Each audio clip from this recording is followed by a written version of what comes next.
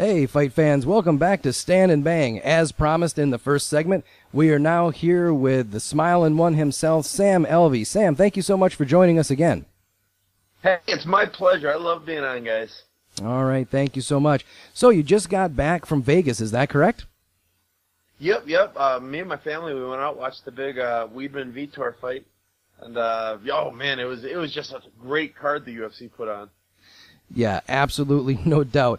We're going to ask you about that.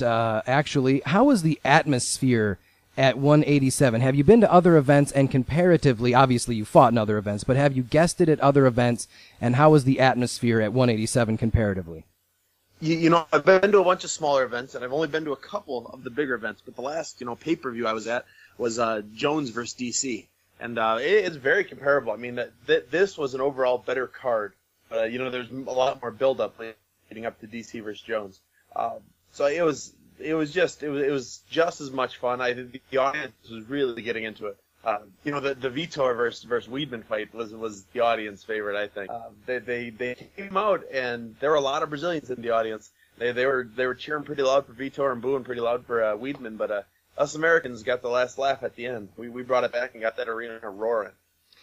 Well, and of course you can't discount the fact that he must have won over the crowd with that performance. That was just this side of freaky. Oh, it was just great. I mean, I loved the way he covered up and he turned it into a shot and it ended with those just big elbows. It was just like perfectly planned out. Okay, now being over at 187, now that you've had a few fights in the UFC, do you get quote unquote star treatment when you're there? I get comped tickets. That's all I'll get. But I love they're not bad seats either. I'm sitting there. I get to watch all the fights. I get to chat with the people that want to chat with me. So I have a great time every time I'm watching the fights live. Okay. Now, how many tickets do you get comped? I get two. Yeah. I get two. So it was me and my wife, and then my kids came, of course. So they just sat on our lap all night. All right. So it's kind of like an airline ticket. If they sit on your lap, you don't have to buy them a ticket. Yeah. If they're under two. Okay, now I did notice that you posted some pictures of your daughter reacting to some of the fights. Is she old enough to articulate whether she had fun or not at the event? She had a blast, but she has a blast. I mean, we go to the grocery store and she'll find a way to have a blast. But she reacts with the crowds too, so she probably has no idea what's going on. But the crowd goes, ooh, and so she'll go, ooh. And they'll start applauding, and then she'll clap with them. And as Vitor started, as Weidman started just laying on the smackdown on Vitor, I was on my feet, and I had her up in the air as high as she'd go, and she was just loving life. So yeah, she was enjoying it. She loves the people, she loves the noise, she loves the events. Stardom young. It sounds like she's got a little bit of her dad in her. If she can have a good time, no matter where she's at, is that safe? No matter where she is, she'll be happy. All right, so without further ado, let's talk about your last fight. We had you on, luckily we got you on before your last fight with Dan Kelly, and of course you had 2 prior knockouts, and then there's always that big question, is this that guy that does this? Do you know what I mean? Are you that guy that always has the one punch knockout power, and then you got Dan Kelly, an Olympian, undefeated, the guy seems to be able to weather the storm, and he's very durable. And no, one shot from Sam Alvey, guy goes flat. You took care of business, over and out. Were you as surprised as I would say some of the other guys, or was this just kind of matter of course? You knew you knew this is how it would end. I knew I was gonna hit him. I've seen him fight, and he has a chin on him. He's taken some punishment and fired back before, so it did catch me off guard that it was so early in the fight. I thought I was gonna have to hit him, for a round or two before I started really feeling like I was hitting solid. But he came out pressing hard, and I took advantage of it. So it surprised me how early it was, but the result didn't surprise me. Now, do you think that you closed a lot of the naysayers' mouth when it comes to Sam Alvey's power? Are there naysayers? I've been doing this for a long time. It always surprised me. I never think about how many knockouts I have. I have a lot of knockouts. 26 victories now. I've got 17 or 18 knockouts, 11 first round knockouts, and then a couple submissions in there too, just to keep my new opponents honest. Okay, well, let's. Yeah, I'm hoping people are believing in it. Okay. Actually, I'm hoping they don't believe it. I hope everyone thinks it's just lucky punches. Yeah, there you go. And I'll let them keep landing. I was going to say, man, this is MMA. You know that there are naysayers out there no matter how many times you do it. Yeah, it is funny. This was overall the most positive feedback I've ever gotten from the internet. The internet always hates everything everyone does. But this was, I mean, as close to 50-50 positive to negative, and that's the best statistic I think I've ever had. Well, I know that you follow very, very few people on Twitter, but you do have a pretty decent following, and I actually follow your feed. And you're absolutely right. I do think it's great. Even after you disposed of Dan Kelly so great, there was a outspringing of Sam Alvey, you still suck. I really want to give it to the guys who just stick with it no matter what you do. They're going to hate, because as Fred will tell you, he believes I'm one of the world's biggest haters. It's not true, but that's what he says. Well, let them hate. You know what? They're paying the admission price. They can think whatever they want. See, Fred, that's what I told you. I do this show. I watch the fights. I'm allowed to hate whoever I want. Yeah, whatever, Jack, and I'm allowed to call you a hater. Well, we just have to find you another hype train to ride, and you'll be happy, and then I can hate on you for that, and then the world is balanced. So, anyway, speaking of that, Fred, you were super impressed, not only with the knockout, but what he did on the mic afterwards. So I'm going to throw it over to you. Yeah, I mean, you kind of touched on it, Sam. You said that this fight felt like the one that you got the most positive feedback from the internet on. Yeah. Even Cesaro was a main card. It was against the tough winner, and I got way more positive feedback coming off this one. And a lot of it was that I got three wins in a row, but there were a lot of positives about just this fight in particular.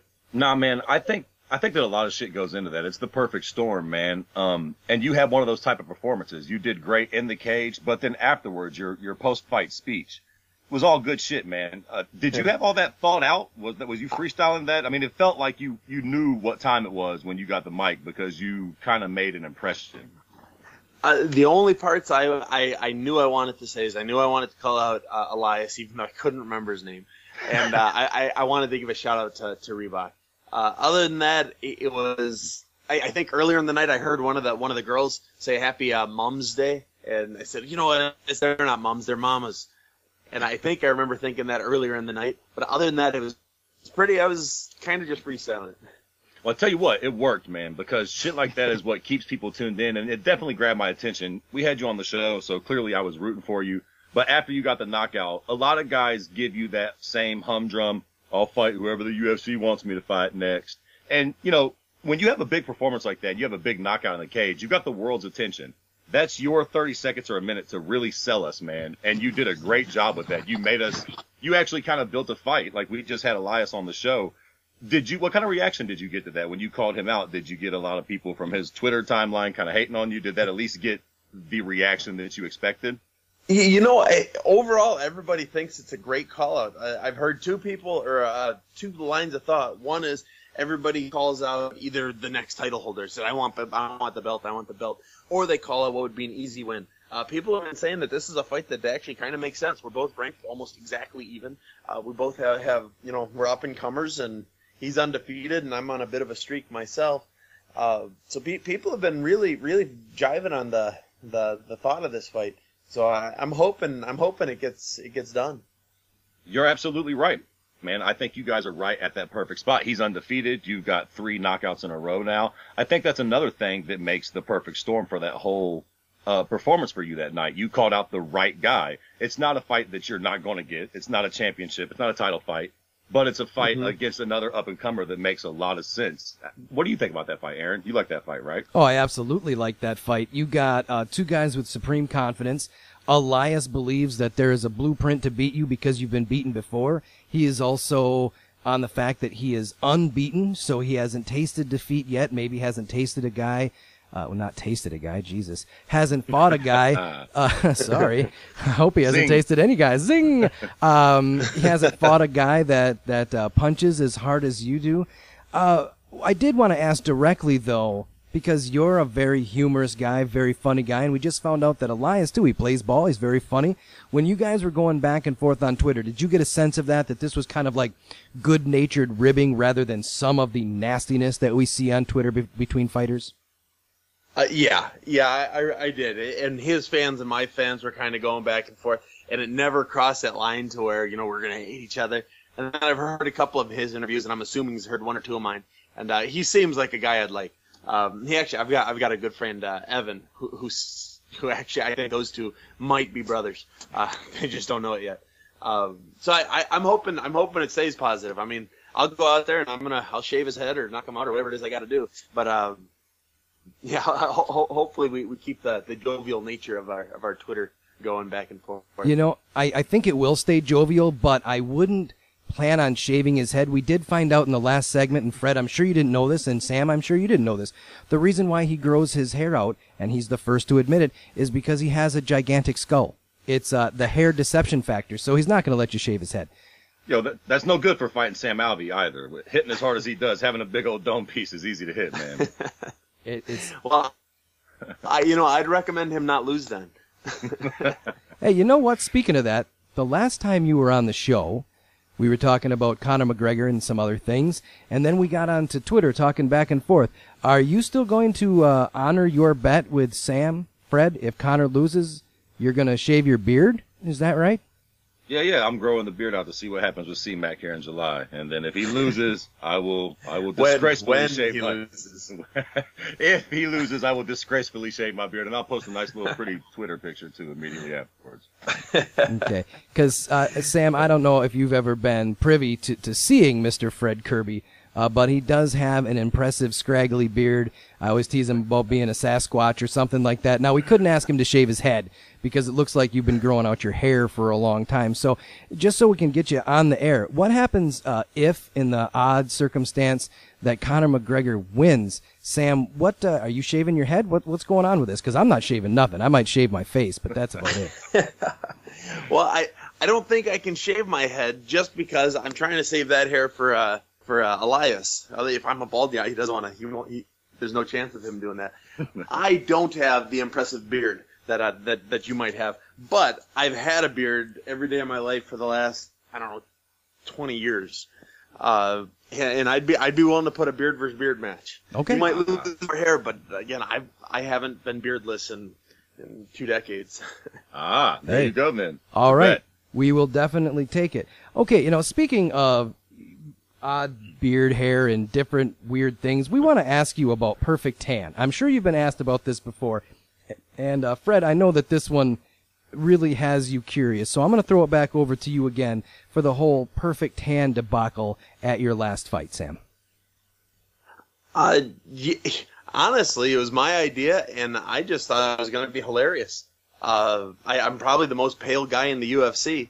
And a friend of mine here in town, he runs it's a really, really high scale tanning salon, and said, "Hey, throw in a couple bucks. Let me spray tan myself." He said that would be fantastic. So I made weight, and then I spray tanned myself. I went and stepped on the scale, and I was on my chest. And I didn't know it was illegal. I didn't know I broke any rules. And the first time anyone said anything to me was I was literally stepping into the cage. It was the first time anybody had questioned it, and it was my bad. I guess I should have read my contract a little better, because there's somewhere in there says no spray tans, and I broke the rule. Who said something when you was getting in the cage? Who told you? Who said something? Jess Gonzalez, I believe his name is.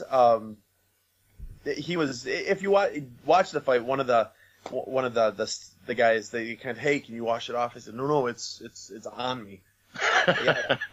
I thought he was assuming that it was that it would come off during the fight, but no, it was. Spray tanned. It was on me for another week and a half. Okay, now wait a second. I got to jump in.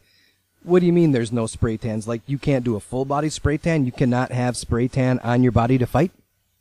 No, I think the rule is I can't spray tan words onto myself. I couldn't shave it into chest hair. I don't think I could tattoo it on myself. I'm not exactly sure, but I know I'm not going to push any more boundaries. I'm not gonna try and see what I can get away with. No more clever, cute shit, huh? Yeah, yeah. At least not like that. Or maybe I'll just reread my contract a couple times and find exactly what I can do. You know, an idea I had, and I'm probably not going to do it, but is if I, like, for my next fight, spray tan my whole body, but I go, like, orange. Just like a carrot? See, that's legal. I'm not putting any advertisement on. I'm just really tan this fight. Yeah, and then you get done and you're like, I am all about beta carotene. Yeah, I gotta say, it's hysterical. If nothing else, it would be the best after-fight speech ever. Sam, why do you look like that? I just love carrots. I can't get enough of the silly things. Oh, man, it's been my entire diet. Nothing but carrot the last 8 weeks. I'll tell you what, you might get some younger guys jumping in on that train. We'd have naturally orange guys that'd be like, Sam Alvey, he's just knocking guys out left and right. All he does is drink carrot juice. I'm going to do it too. Okay, so on the spray tan thing, I did notice they were like, can you wash it off? And you're like, no, this stuff sticks. They did say that you didn't get fined, but did you get a stern talking to, or tell the fans what happened afterwards? Yeah, I had 4 people, between the time I stepped out of the cage to the time I left Australia, tell me, don't ever do it again. They said, Dana's pissed. I'm like, ooh. I'm very sorry, guys. I didn't know it was against the rule. Apologies. Hey, but the UFC has been very cool about it. They haven't punished me any. I didn't win a bonus. Unofficially, I'm saying unofficially it has to do with the spray tan, because I think it was worthy of a bonus. But I didn't win a bonus, and that was the only punishment I've gotten. Okay, that's fair. Now, we know Fred, and I don't know, did you run over onto to Facebook and look at Sam's videos about the spray tan like I told you to? Yeah, I did, with him brushing his teeth and brushing his chest and the whole lot of it. I got to tell you, Sam, that was, how people always put LOL or something like that on social media. I did truly laugh out loud. With you standing there with that look on your face and you're brushing your chest and it's not going anywhere, then you just go right at the choppers with the same toothbrush. That's comedy gold right there. I've got to commend you for that. Now, where did those ideas come up from? Who was filming that? Where did that whole series of little videos come from? That was my wife and I. We just, again, we were up to get the bonus, but, we didn't get punished. We got yelled at. But we thought, you know what, I think if we, I was kind of making fun of myself with them. Now let's just do a couple of short ones. And we actually had a couple more, but it was going to be the whole idea is we were going to have, throughout the day, I was going to get a little crazier with everything. But I posted the first one where I was just laying on the beach and I kind of rubbed it. And that one immediately I got 20 comments on it saying, oh, it's great. I love how it's not talking. I love how it's short and simple. I said, ooh. So I only posted the ones that didn't say much. I had a couple others made that were like me starting to talk to myself. I was, just in the shower and full clothes. I can't believe I spray tan myself. I can't believe. But I decided, I think I put 3 or 4 of them up where they're just short ones, just kind of going into the how I'm sad. Yeah, didn't you have one where you looked at it and you're like, not worth it? Yeah. That's what it was. That's how you do it, though, man. You film 9 and you keep the 3 best. Yeah, and that's what we did. And I was really surprised that, I know Facebook isn't the greatest thing in the world to say how popular it got, but I was surprised at how many people liked it and commented and watched it all. Well, it actually kind of is. Facebook's a good indicator of how popular something is, believe it or not. As sad as that is, that's true. It did all right for me then. Yeah, as sad as that is, it's true. If you can get people to take a look at one of your videos. And on that note, if our listeners haven't, go over to Sam Alvey's athlete page and take a look at those videos if you got a couple of minutes. They are actually very funny. Now, getting away from the whole spray tan debacle, you got your hand slapped and no bonus, which is a bummer because I think you deserved one, but then you did get 20 likes on Facebook, so that's worth what, $100,000. Let's keep talking about money and where fighters get their money from. There is a barrage of hate talk and fighters complaining about both the UFC and Reebok. And one of the things that Fred and I have talked about quite frequently is Sam Alvey is not jumping on that train. The only time that people were kind of like, I don't know about your after-fight speech was when you said, you know what, I love Reeboks. And then you've come out plenty of times and you said, you know what, I support the Reebok deal. I don't think you guys know what you're talking about yet. And the UFC treats us great. Can you give us a little insight on that? Is that just your grateful attitude, or do you just think people haven't waited long enough to see what's going to unfold? I think people haven't waited long enough to see what's going to unfold. At the end of the day, that Reebok, who doesn't have to give us anything, and they don't have to pay a dime if they don't want to, and they're choosing to. And all I have to do is I have to put their name on my butt during my fight. And that's it. I'm going to make $2,500 or $5,000 or $10,000, $15,000, $20,000, eventually $40,000 just to have a name on my butt. Now I can't have my other sponsors doing the same thing for me while I'm in the cage. But my other sponsors aren't making their money back on me from the 49 seconds that I'm in the cage. They're going to make their money back on me for what I do outside of the cage, for the appearances I make, for the autographs I sign, for the advertisements I do for them. Being able to put their name on my butt it's a nice little bonus, but it's, I say there are 3 companies in the history of the UFC I've ever Googled afterwards, after watching a fight, and it was Ammo Depot, Dynamic Fastener, and Condom Depot. Those are the only 3. I think Brock Lesnar had Jimmy John's, I think. But that was really it. It was what I see them doing afterwards. The GSP is the perfect example. He does, the Under Armour, and he's in the advertisements, and he's got the supplement company, and that's where I recognize him from. It's not from the 49 seconds I was in the cage. You know what? That brings up a great point. I was going to ask Fred that directly, and then you took the words right out of my mouth. The only sponsor that I have ever Googled in the history of my 20 years of watching the sport, Dude Wipes. Gross. Yeah, right? Dude Wipes. I saw it on somebody, Dude Wipes. I'm like, well, what in the hell is a dude wipe? I guess I could have imagined that it was a wet nap for somebody with a dirty ass, but I was like, Dude Wipes. All right, maybe it's not what I thought it was. So you're absolutely right. Fred, how many times have you saw a logo on a canvas or a guy's shorts and said, you know what I'm going to do? Stop watching this goddamn fight right now. I got to get on Google and figure out what these products are.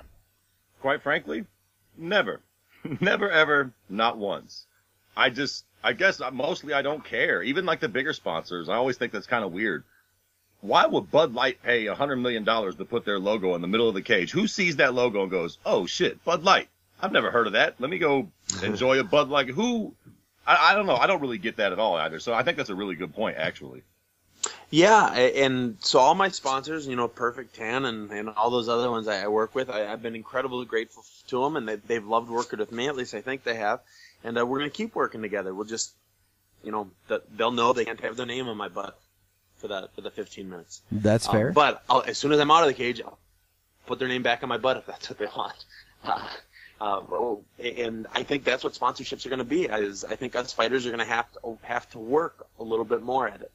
And it's really like a little bit more. Like we'll have to take an extra picture or something in one of our off days.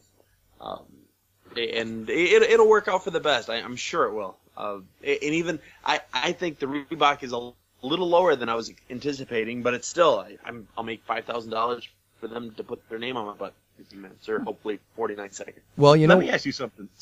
I'm sorry, Aaron.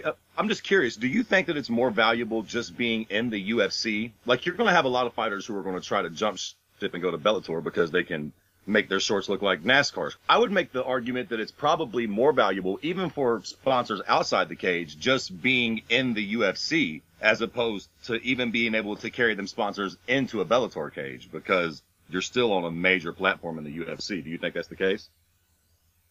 I absolutely do it, and I don't think that many people are going to jump ship to Bellator. I mean, as great a show as Bellator is, and I am a fan, they are nowhere near the level of that the UFC is. If you're not the title holder, you're hard to name if you're in Bellator. Now I know that'll change over time as Bellator gets more established, and I mean it can only go up because that's all it's been doing. But it's night and day difference between UFC and really any other organization in the world. Yep, I agree 100%. No, absolutely true. Now, before we let you go, Elias has thrown it out there. He does want to fight you. He just got done saying it, but it's going to be on his time frame. What do you think about that? Are you going to wait for Mr. Elias, or do you think that there will be a fight in between that and him? I love fighting as much as I can. I will fight him on his time frame in his location. If he wants to do it in his backyard, I am there. I'll even pay for the ticket if I have to. Yeah. Because I think a fight between he and I will be fight of the night. It will be a bonus. I mean, and it will be what people talk about, on Monday. It's just, I think we are that kind of fighter. So whenever he wants to fight, I'll be there. And in the meantime, I'm going to keep fighting. I'm going to keep knocking people out, and I'm going to do my best to keep making him nervous about fighting me. All right. Well, I look forward to watching social media interactions between you two. I really do hope that fight materializes. We want to thank you again for being a friend of the show and coming back on so soon. We're going to make sure that a lot of people listen to this one. But before we let you go, where do people find you on social media? How can they watch those fun videos? I've got I have everything. I do the Vines, I do the Instagram, I do everything. But the two I stick to the most, I'll stick to Twitter, short little things, and I try and answer back anyone that tweets me. I try. I'm not perfect, but I do try. Otherwise, hit me up on Facebook. My fan page is Smilin' Sam, Professional Fighter, and I stay pretty active on that. I've always got family pictures or videos or this or that of what I'm doing in the MMA world. All right. Well, Stand and Bang is going to try to follow you one more time on Twitter. If we don't get the follow back from Sam Alvey, we're going to start a little bit of a Twitter riot. Is that right, Fred? Yeah, that's what's coming. All right. We want to be. I'll go on right now. All right. I'll go on right now, and I will follow you guys. I'm sorry I haven't. That is the one thing I'm terrible at. I'm terrible at following people back. We want to be the 88th follower from Smilin' Sam. All right. Fred, where do the fans find you on social media? Yeah, you can find me at Kirby_MMA and at Gym City Fighting on Twitter. All right. Make sure you guys go over and give Fred a follow. Quality human being right there. You can find the show at Stand and Bang Radio on Twitter. You can find us over on Facebook at Stand and Bang MMA Podcast, YouTube, Stand and Bang MMA Podcast, and you can find us on our own website, standandbangmma.com. Sam, thank you one more time for joining the show. Hey, you're very welcome, guys. Thanks for having me on. And thanks, everybody, for listening.